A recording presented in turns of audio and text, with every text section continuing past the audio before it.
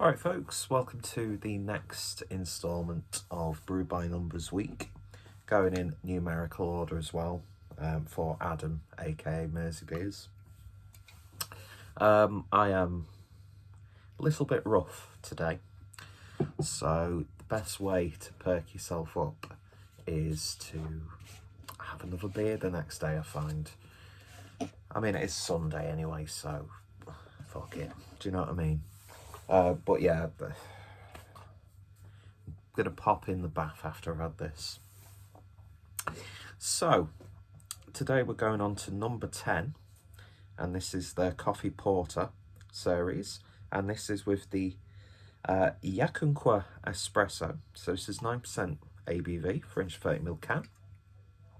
This wasn't actually part of the lockdown box. This was bought from the Fuss Club, if I remember correctly. One of my favourite beers of last year that I drank, I'm not sure if it was brewed that same year, was another of their coffee porters, and I can't remember where they got the coffee from on that one. So I'll quickly read the blurb on this. Our Coffee Porter series seeks to highlight the finest coffee from the best roasters in London. This decadent imperial strength porter showcases a Colombian roast from Workshop Coffee. Yacuanquer, I do apologise if I know for a fact that I'm not saying that correctly. Yacuanquer Espresso, known for its rich chocolate brownie and sweet caramel flavours. So yeah, very nice indeed.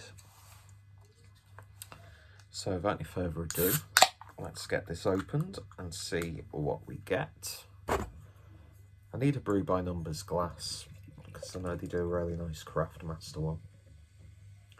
And they've got, hopefully they'll be doing the lockdown boxes for as long as we're put in lockdown, which by the sounds of it is going to be extended to summer this year, which I think it's at that point now where it's necessary, do you know what I mean? Anyway, so itchy finger. Beer in the glass then, and yeah, it looks exactly like a black coffee. Pretty much jet black in the glass. Look at the little clumps there already, and the head dissipated really quickly, but it's got a lovely sort of a, it's not really mocha, is it? Because it's a bit more chocolatey, I suppose. I love coffee, but I'm terrible at describing coffee. But of course, whenever I get the opportunity to, I like to showcase the coffee roasters and cafes and all that sort of stuff. So Workshop Coffee, their links will be in the description, just like Brew by Numbers. But it's looking really nice. So let's see what we get on the nose.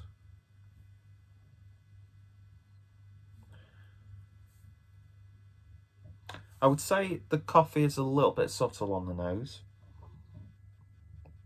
You are mainly getting a nice sweet roasted malt character, but maybe some of those like subtle nuances within the coffee used in itself might be complementing that. It's got a sort of steeped fruit character, a little bit of sweetness there, subtle chocolate notes. Smells really nice, actually.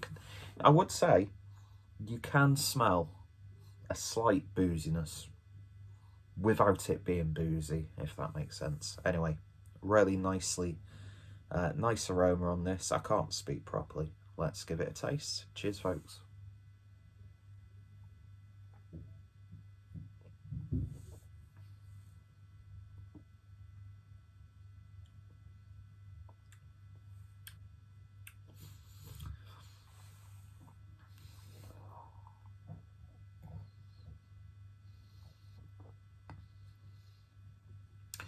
There's a little bit of a smooth chocolatiness on the intake, but that flavour doesn't really last too long, actually. Beautiful roasty tones from the malts on this.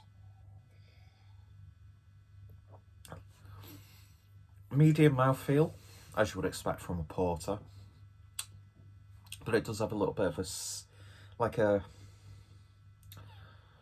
an oiliness.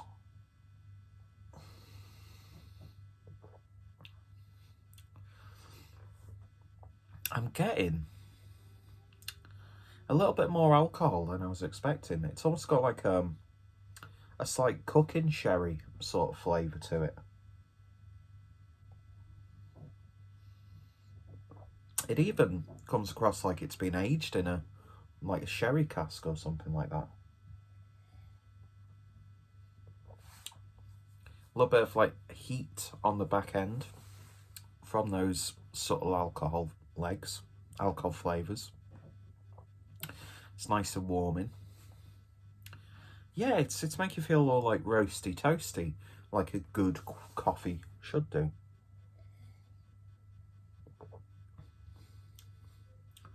I'm getting more berry tones, perhaps, from the coffee itself.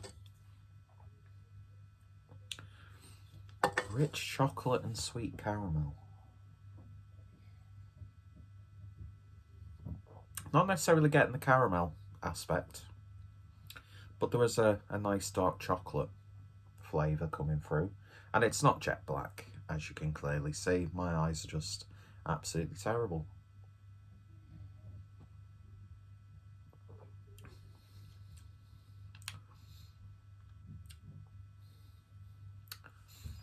The coffee is there, but for me personally, I would maybe like a tiny bit more of that coffee-like flavour coming through. It does have the flavour of like a coffee chocolate, especially more of like an Eastern European sort of coffee chocolate, which is something I've discovered recently, and they're just really nice.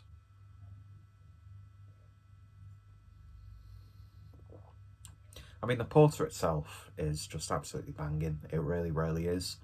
But for me personally, I maybe would like a little bit more of the coffee character to shine through. But then again, it might be, you know, excuse me, the key might be in the subtlety of the coffee itself. I think that's a trap that I do tend to fall down when it's a coffee, you know, XX coffee beer. Sometimes I'm expecting like you drink the flavours you get when you're actually drinking a cup of coffee once you've put like whatever, if you want it, your sugars or your sweeteners or honey in there, and then milk or whatever. But it's a little bit more nuanced than that, obviously, isn't it? Because it's the flavours you get from the bean itself before they've been, you know, from bean to cup, if that makes sense. I'm talking absolute bollocks, I know I am, but it's still a lovely, lovely porter. Residual heat here. Don't think it's the best beer for hair of the dog, not gonna lie, but it's still tasty. It's a little bit more fruity, like hedgerow fruits, as opposed to chocolate and caramel. But I'm not going to complain. It's a really nice porter. From what I remember, I think I enjoyed the other one that I've had so far from Brew by Numbers a little bit more than, well, I think quite a lot, because that was like just, it blew me away, that beer. But this still is a very nice Imperial Porter, and it's actually quite refreshing to have a 9% beer that actually has characteristics of a 9% beer and isn't just something that you can, you know, chug down in one. So, in terms of the rating then, apologies about that mild interruption. But yeah, what I was going to say is, I am really enjoying it, and it's another great little, well, it's not little, is it? But yeah, refreshing that a 9% beer actually tastes and feels like a higher ABV beer. In terms of a rating then, I wouldn't go as far as to give it a 10, but I would happily give it, I would say, an 8 out of 10. It's still, it ticks all the boxes for me. These are the beers that I really do enjoy, and I just wish there was maybe a little bit more character from the coffee, and that's really the only sort of downside. If you're looking for just a really well brewed porter, then this is bang on the money. So yeah, gonna give it an 8 out of 10. And yeah, if you've tried it or any of the other versions of this, then let me know your thoughts, opinions down below. Go check out Brew by Numbers if you're in the UK, and when I upload this on Brew by Numbers week, they should hopefully still have some of their mixed cases available in their lockdown box series. I think it's sort of like what Siren did, isn't it? With the bright side boxes and that sort of stuff.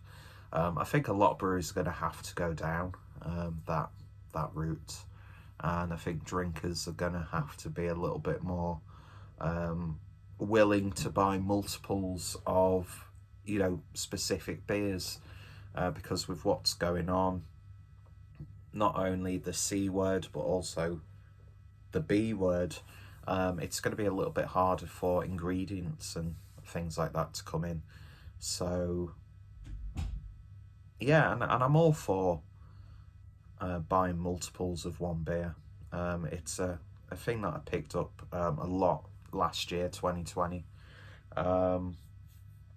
Not just necessarily out of having to, because I was still, you know, making orders from bottle shops and buying multiple beers from multiple breweries, but I really like that idea of you come across a beer from a brewery and you think, do you know what? I want more of this. So yeah, anyway, waffled on. Yeah, thoughts, opinions down below. Go check out Brew by Numbers, their web shop, their website and all their socials, as well as Workshop Coffee. All their information will be in the description down below. And what's some of your favourite coffee beers? I'm going to have to do a coffee beer week, because that would be fantastic, because I love coffee beer. Anyway, cheers for watching, folks. You all take care, stay safe, and I'm about to jump in the bath. That's a mental image for you. See you guys later.